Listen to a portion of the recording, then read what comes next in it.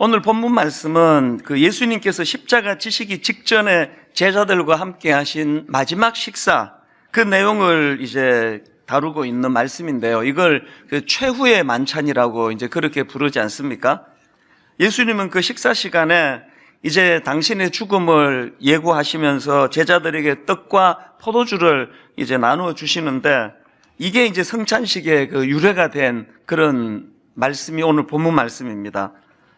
그래서 저는 이번 그 성찬식 설교 본문으로 오늘 본문을 택하고는 이제 이 본문에서 발견되는 성찬식과 관련된 여러 교훈들을 살피고 또 본문을 프린트해가지고 계속 이제 그거를 읽고 또 연관된 책을 구입하고 뭐 그런 시간들을 보냈는데요. 그러고 있던 지난 목요일입니다. 새벽에 일어나가지고 이제 또 프린트한 본문을 가지고 이렇게 말씀을 살피고 있는데 눈에 이렇게 확 들어오는 그 포인트 하나가 있었는데요. 15절에 그게 나오는데 14절부터 한번 보십시오. 때가 이름에 예수께서 사도들과 함께 앉으사 이르시되 내가 고난을 받기 전에 너희와 함께 이 유월절 먹기를 원하고 원하였노라. 그 새벽에 이 원하고 원하였노라, 이 한마디가 눈에 이렇게 확 들어오는 겁니다. 그 제 생각에 이걸 내 수십 번 읽고 있었는데 왜 이 부분에 눈길을 주지 못했나 그런 생각을 하면서 영어 성경을 제가 찾아보니까 이 부분이 이렇게 표현되더라고요. Eagerly desired to eat. 굉장히 강렬한 표현이더라고요. 예수님이 뭐 기회 되면은 뭐 우리 식사 한번 하지, 이게 아니에요. 강렬히 원하셨던 거예요. 그 제자들과 함께 식탁 교제하기를 너무너무 원하셨던 이 원하고 원하였노라. 이 말씀이 제 눈에 확 들어오면서 그동안에는 제가 이제 뒷부분에 좀 초점이 맞춰져 있었거든요.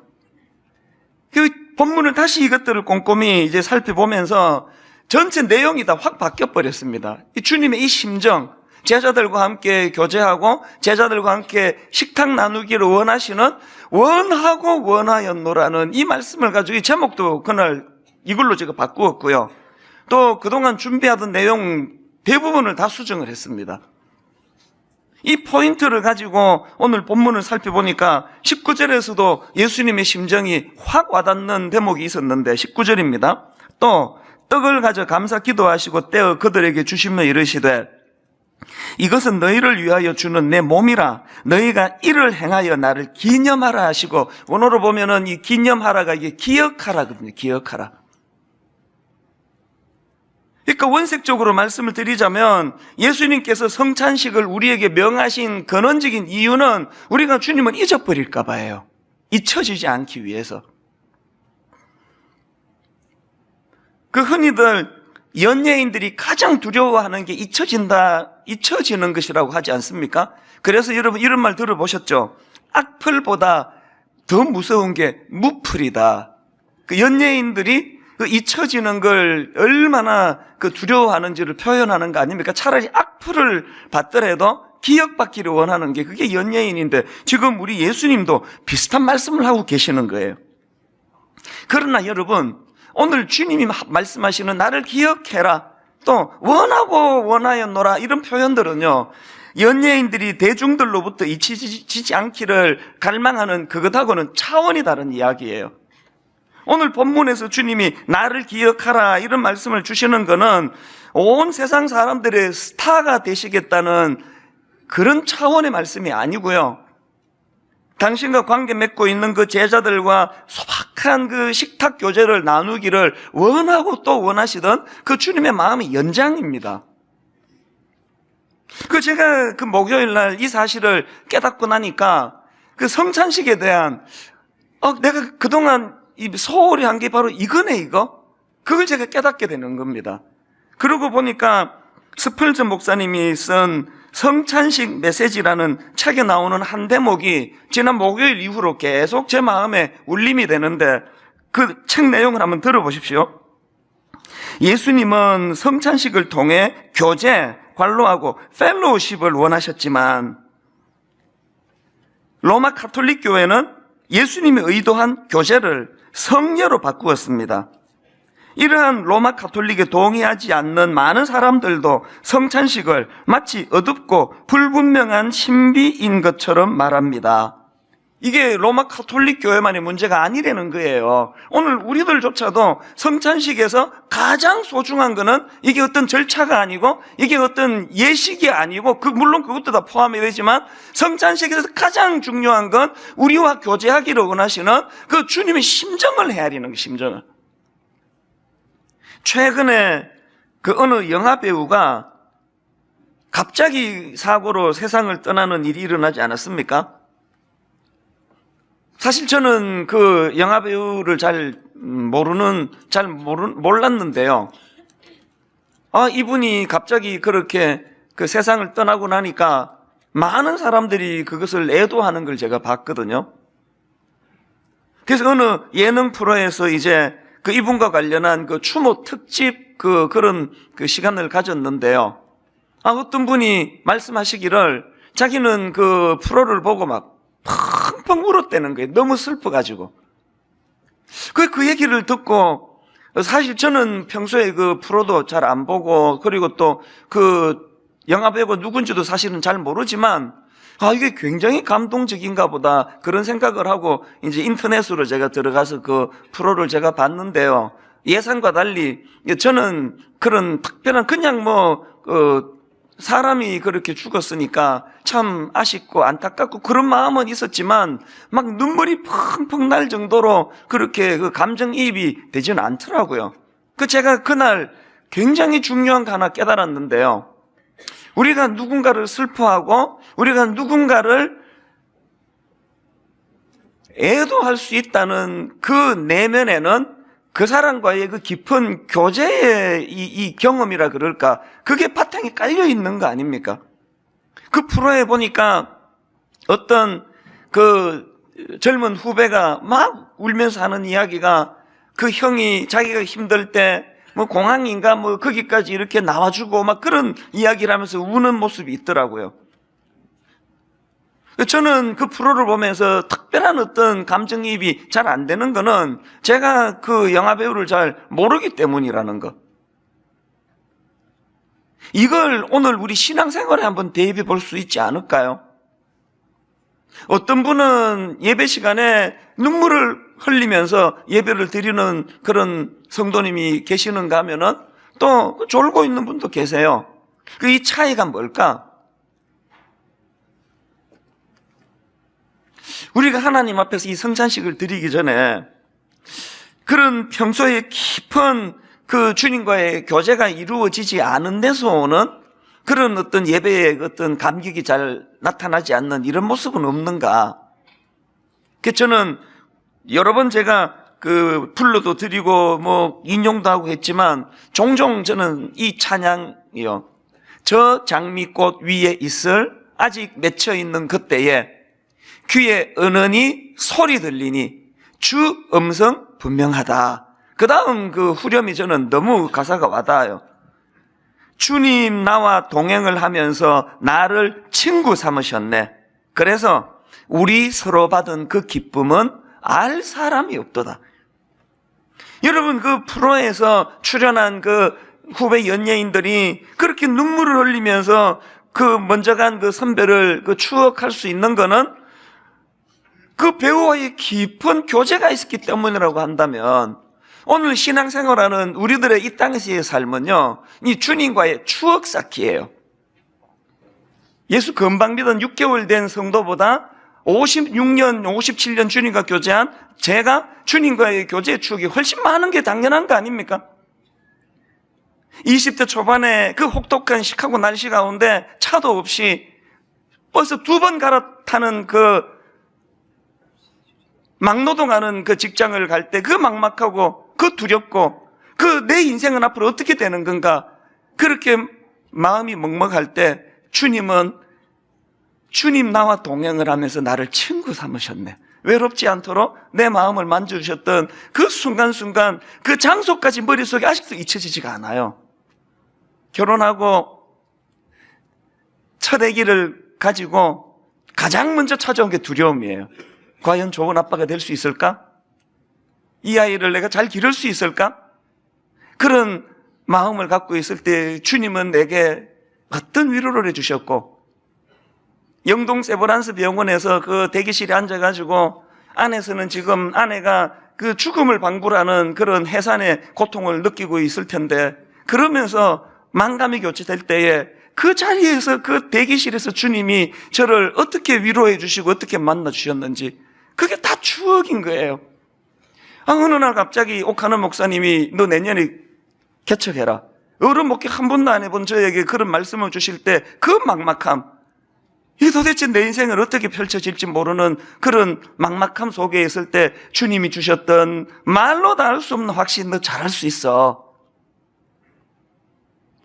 그런가 하면은 여러분, 이 목회의 길이 또 담임 목사가 된다는 건 이 생각보다 외로운 거거든요. 왜 외로울 수밖에 없는가 하면요, 목사 좀 외롭다고 막 여러분 중에 막 돈 좀 많고 뭐 좀 잘생기고 유력한 몇 분만 내가 계속 친해져 버리면 이거 목회를 망치는 거기 때문에 누구도 저에게 다가 요 이상은 못 다가오게 해요. 제 마음으로 금을 꺾고 삽니다.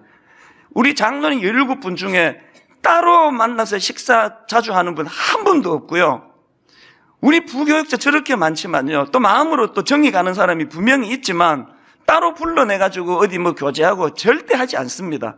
그렇게 하는 순간 이 목회가 치우쳐 버리니까, 그러다 보니까 누구라도 친할 수 없는, 그래서 여러분 어떨 때 그 새벽에 한 3시쯤 이렇게 일어나 앉으면 어떨 때는요 고독이 물밀듯 밀려와요. 아무도 모르실 거예요. 그렇게 고독이 밀려올 때 주님 나와 동행을 하면서 나를 친구 삼으셨네. 우리 서로 받은 그 기쁨은 알 사람이 없도다. 얼마나 자주 새벽에 그 위로를 주시고 그 힘을 주시고 외롭지 않도록 그 힘으로 지금까지 제가 살아가는 거 아닙니까? 여러분, 이 신앙생활은요 주님과의 추억이 쌓여가는 거예요. 성찬식은요 이 주님과의 교제의 기쁨을 누리는 사람만이 맛볼 수 있는 그게 성찬식입니다. 그런가 하면 여러분 또 한 가지요, 우리가 기억해야 될 더 중요한 게 하나 있는데요, 15절을 다시 보십시오. 이르시되 내가 고난을 받기 전에 너희와 함께 이 유월절 먹기를 원하고 원하였노라. 여기 보니까 주님이 지금 제자들과 식탁 교제하기를 원하고 원했다는데 거기에 유월절을 지금 개입시키고 계세요. 유월절 식사 나누기를 원하신다는 겁니다. 이게 무슨 의미인지 아십니까? 유월절은 여러분 다 아시지만 이스라엘 백성들이 광야에서 애굽의 노예로 그렇게 신음할 때 하나님께서 홍해를 건너 애굽을 탈출하게 해주시는 은혜를 주시는데, 그 과정에서 누린 놀라운 하나님의 표현하기 어려운 은혜를 담고 있는 그거 기념하는 게 유월절이거든요. 홍해를 건너기 직전 바로 전날 하나님의 명령대로 어린 양의 피를 문설주에 바른 사람들은 다 재앙을 당하지 않고 구원을 얻게 되는데, 이걸 기념하는 게 유월절이라면 유월절에서 가장 중요한 역할을 했던 그게 어린 양 아닙니까? 그런데 예수 그리스도가 어린 양으로 오셨다는 거예요. 그래서 이제 그 신약에 보면은 요한복음 1장에서 예수님이 세례 받으려고 요한에게 가니까 뭐라고 표현하느냐, 요한복음 1장 29절, 이튿날 요한이 예수께서 자기에게 나오심을 보고 이르되 보라, 세상 죄를 지고 가는 하나님의 어린 양이로다. 이걸 정확하게 알고 있던 사도 바울은요 고린도전서 11장에서 오늘 본문에서 예수님이 주시는 그 내용을 얼마나 잘 해석을 하는지요. 자, 고린도전서 11장 23절에 보십시오. 내가 너희에게 전한 것은 주께 받은 것이니 곧 주 예수께서 잡히시던 밤에 떡을 가지사 축사하시고 떼어 이르시되 이것은 너희를 위하는 내 몸이니 이것을 행하여 나를 기념하라 하시고, 오늘 본문에서 주님 주신 말씀 그대로 인용합니다. 19회 또한 그와 같이 잔을 가지시고 이르시되 이 잔은 내 피로 세운 새 언약이니 이것을 행하여 마실 때마다 나를 기념하라 하셨으니, 이렇게 오늘 본문의 주님의 말씀을 잘 정리한 바울이요, 그 다음 26절에서 놀라운 해석을 합니다. 너희가 이 떡을 먹으며 이 잔을 마실 때마다 주의 죽으심을 그가 오실 때까지 전하는 것이니라. 바울이 지금 예수님께서 나를 기억해라, 나를 기념해라, 이 말씀을 어떻게 해석합니까? 주님을 기억하는 건 주님의 십자가를 기억하는 거다. 주님을 기억하는 거는 그분의 죽으심을 기억하는 거다. 여러분, 누가 주님의 죽으심을 전할 수 있습니까? 주님의 죽으심을 기억하는 사람이 전할 수 있는 거 아닙니까? 그렇기 때문에 저는 오늘 이런 말씀들을 정리해가지고 성찬식, 오늘뿐만이 아니고 매 성찬식 때마다 우리가 두 가지 사실을 기억하면서 임했으면 좋겠는데요. 여러분, 첫 번째로 여러분 성찬식 때 우리가 해야 되는 중요한 한 가지가 뭐냐? 십자가를 기억하는 거예요. 이걸 내가 강조하느라고요. 기억하라! 뭘? 십자가를. 앞에서 소개했던 그 찰스 스펄전의 성찬식 메시지라는 책을 소개하는 어느 기사를 봤는데요. 그 스펄전 목사님이 평소에 성찬식을 굉장히 강조했다는 거예요. 그 기사에서 이제 이걸 강조하기 위해 가지고 아놀드 델리모라는 분이 쓴 찰스 스펄전이라는 그 전기예요. 그 책 내용을 전하는 부분이 있는데 그 기사를 한번 들어보십시오. 스펄전은 성찬식을 그리스도를 기억하는, 특히 그리스도의 죽음을 기억하는 시간으로 삼았는데 그분의 고난을 말하고 그분의 대속을 좀 더 이해시키려고 노력할 때면 감격에 북받쳐 말을 잇지 못하고 목소리가 떨리며 눈물을 주르륵 흘릴 때가 많았다. 저는 이 스펄전 목사님이 설교하는 모습을 상상을 해보니까요, 막 제 마음도 뜨거워지는 거예요.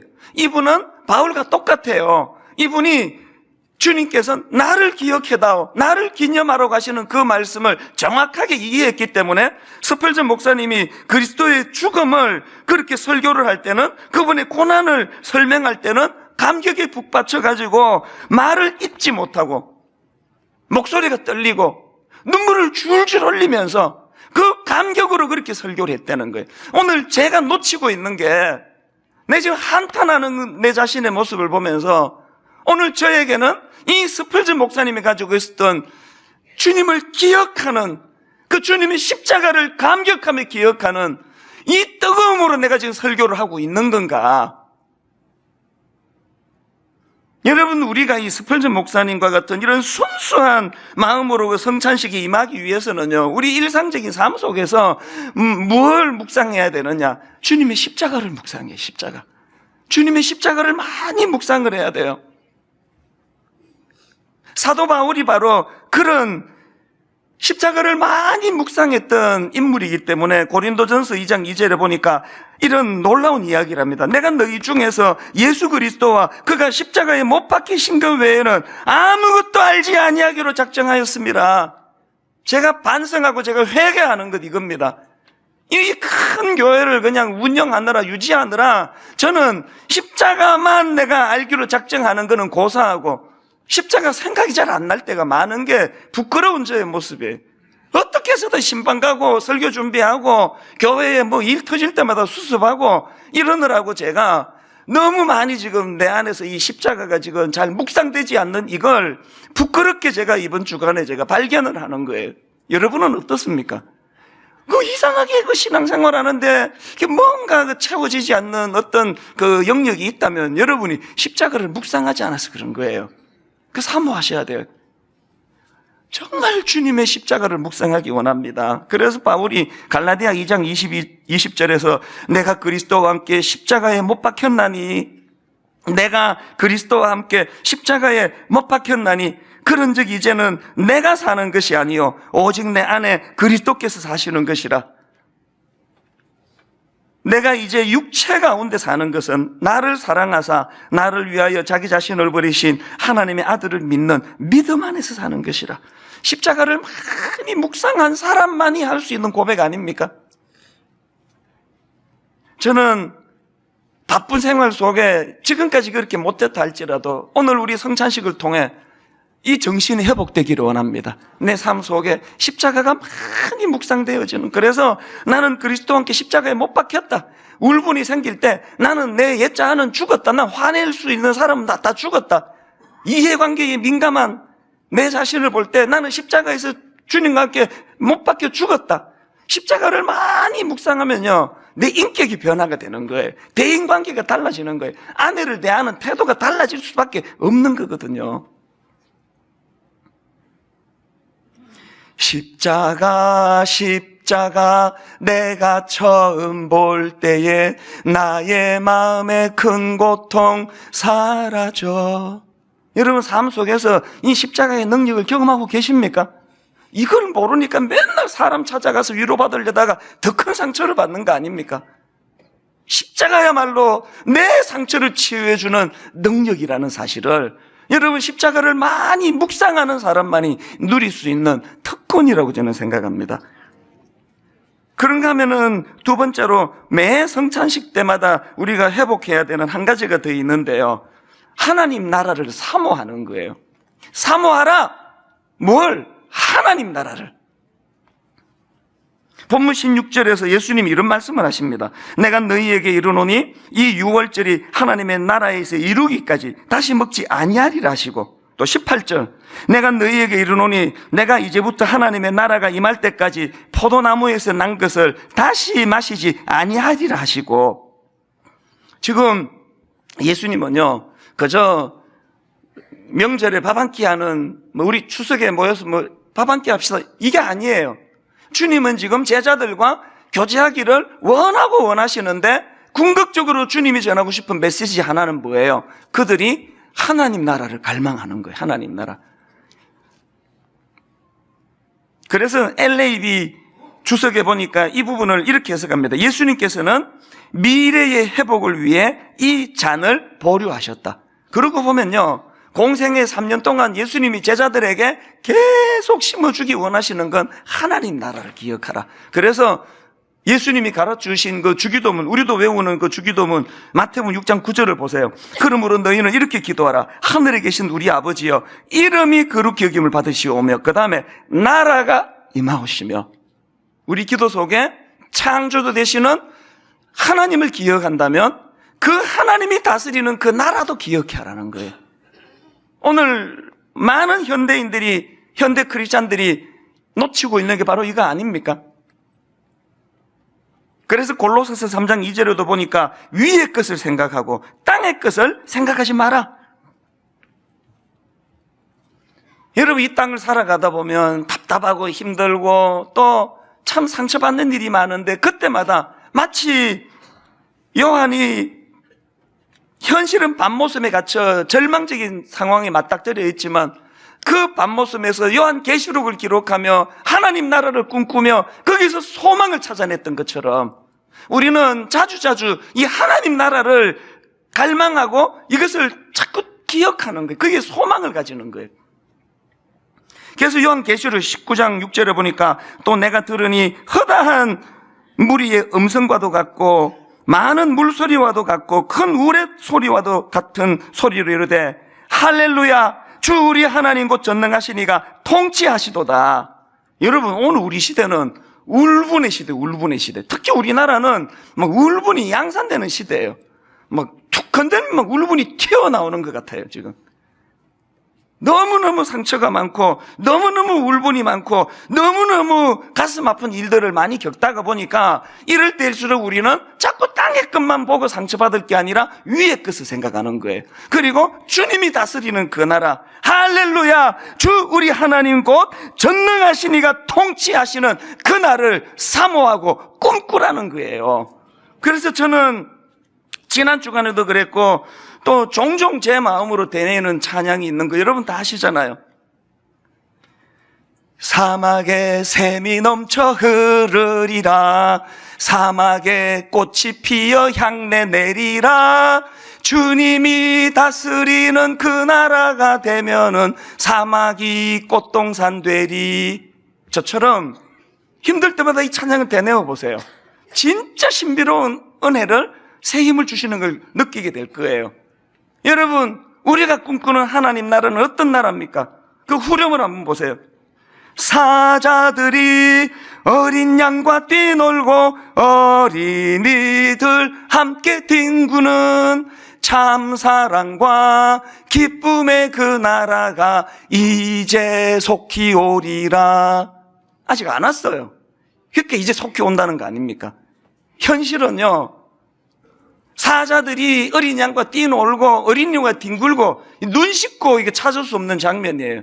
사자들은요, 어린 양과 뛰노는 거 원하지 않아요. 눈에 띄면 바로 잡아먹어버려요, 그냥. 약육강식. 저는 여러분 이마트도 좋고 롯데마트도 좋고 다 좋은데요.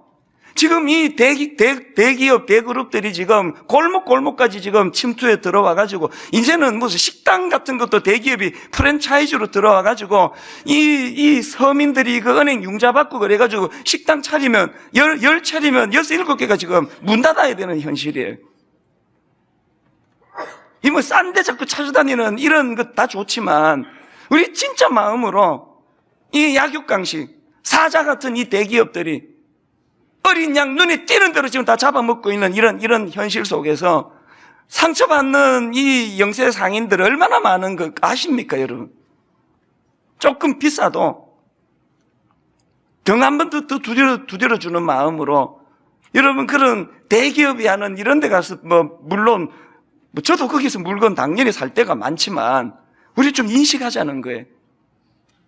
참 사랑과 기쁨의 그 나라, 다른 말로 하면 계시록에 나오는 그 하나님의 말씀, 할렐루야, 주 우리 하나님 곧 전능하시니가 통치하시리로다. 주님 다스리는 그 나라가 오면은 약육강식 있는 게 아니에요. 나같이 힘이 없고 보잘것이 없어도 같이 보듬어주고 사자같이 강한 자들이 나 잡아먹지 않고 격려해주고 밀어주고 후원해주는 그 나라가 속히 올 것이라는 이 꿈을 꾸는 게 그 신앙 아닙니까?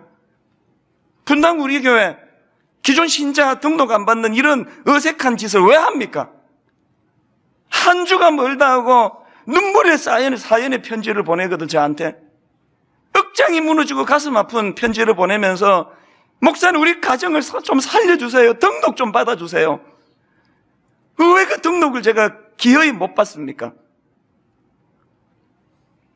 자칫 잘못하면은 교회도 프랜차이즈처럼 교회도 대형화 돼가지고 자꾸 큰 교회로 몰려가다 보면 진짜 살아야 되는 건, 허리가 살아야 되는 건 동네의 교회들이 살아야 되는데 대형 교회로만 자꾸 몰려들다가는 이게 성경이 말하는 정신이 구현되지 않으니까 눈물을 머금고 그렇게 하는 거 아닙니까? 이 쉬운 일은 아니에요. 매주 마음이 아프니까. 매주 사연의 편지를 제가 받으면 무릎을 꿇고 싶어. 그분에게 찾아가서 나 용서해 달라고. 내 하나님 나라에 가서 목에 연자맷돌을 매는 일이 일어날 것 같다고, 미안하다고, 죄송하다고. 그러나 왜 등록을 못 받습니까? 사자들이 어린 양과 뒹구는 게 하나님 나라거든요. 큰 교회와 작은 교회가 서로를 축복하고 서로가 잘 되며 내 한 교회에 부응하는 것도 좋지만 모든 한국의 교회들이 같이 잘 되는 것을 꿈을 꾸기 위한 거 아닙니까? 여러분, 오늘 이 시대는 사자들이 어린 양과 뒹구는, 이건 꿈도 못 꾸는 현실이기 때문에, 그래서 맨날 상처를 받으니까 예수님이 우리에게 주신 이 땅의 끝만 보지 말고 약육강식으로 상처받는 그것만 니들이 바라보지 말고 주님이 다스리는 그 나라, 할렐루야, 주 우리 하나님 곧 전능하신 이가 통치하시도다. 이 꿈을 꾸라는 게, 이 꿈을. 주님이 다스리는 그 나라. 상처도 없고 더 예쁘다고 눈길 주는 것도 없고 부자라고 눈길 주는 것도 없고 권력 가졌다고 특별 대우해 주는 것도 없고 나같이 보잘것 없어도 세상에 눈길 줄 거리가 하나도 없어도 교회만 오면은 내가 주인공이 될 수밖에 없는 것은, 교회는 하나님 나라의 모형이어야 되기 때문이에요.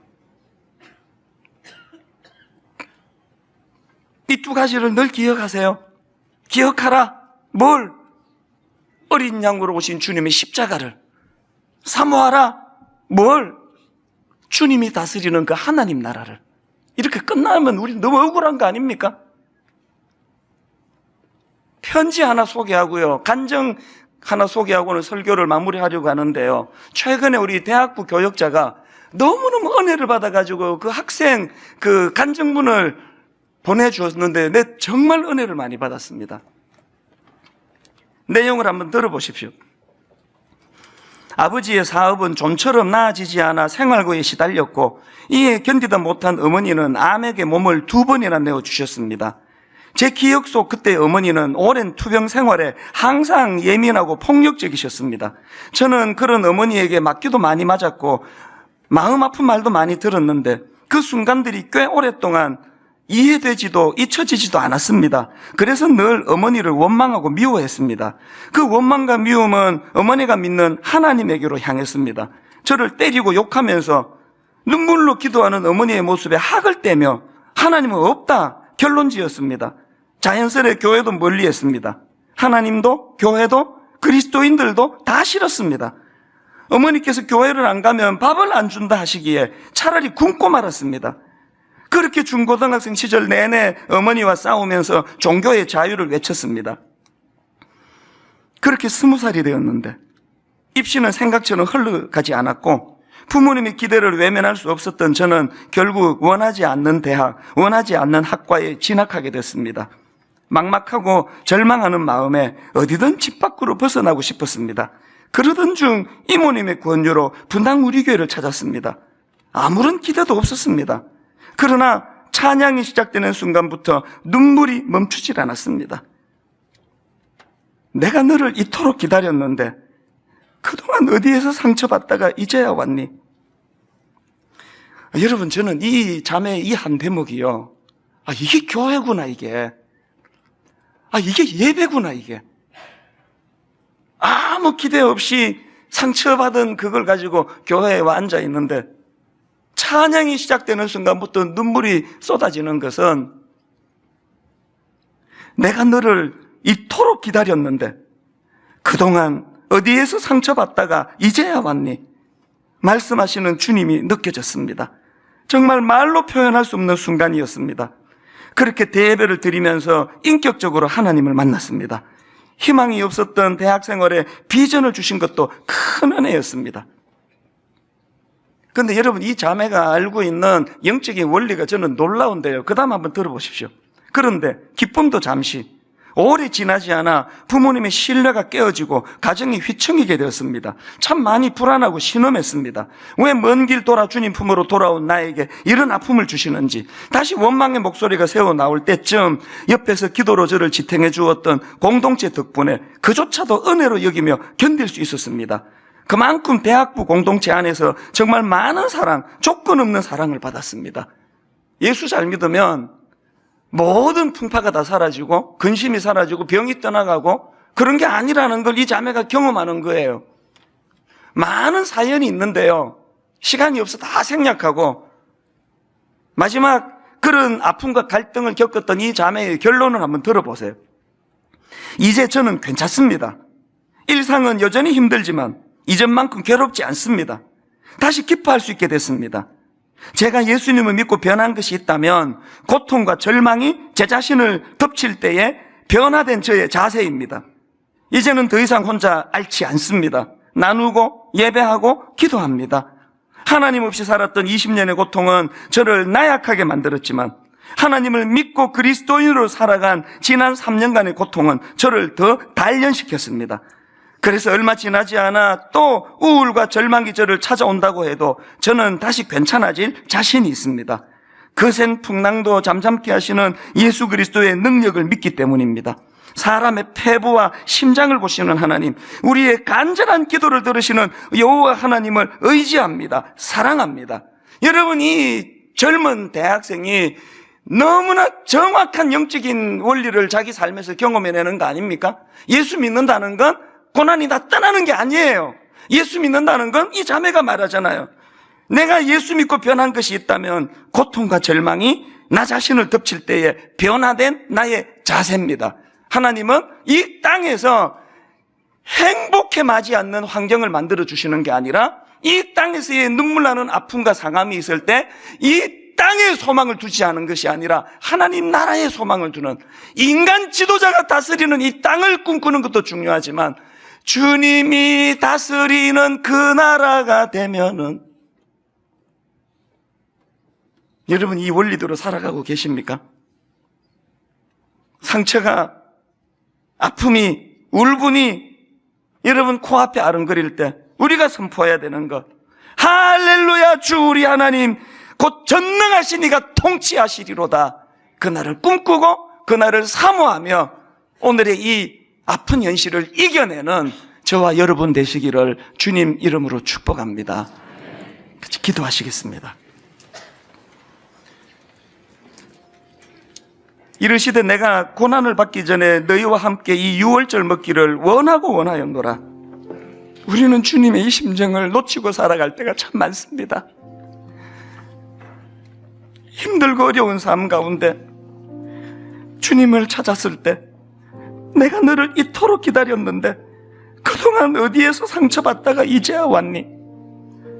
내가 너를 이토록 기다렸는데 그동안 어디에서 상처받다가 이제야 왔니? 이 젊은 대학생을 그렇게 보듬어 안아주시고 맞이해 주신 주님께서 성찬 예식을 거행하는 이 시간 마음이 상하고 아프고 분노와 울분이 많은 주님의 자녀들에게 이렇게 말씀하여 주시기를 원합니다. 그 아름다운 주님과의 교제가 사건처럼 경험되어지는 그런 성찬식이 되도록 주님 인도하여 주시옵소서. 감사드리옵고 예수님 이름으로 기도드립니다.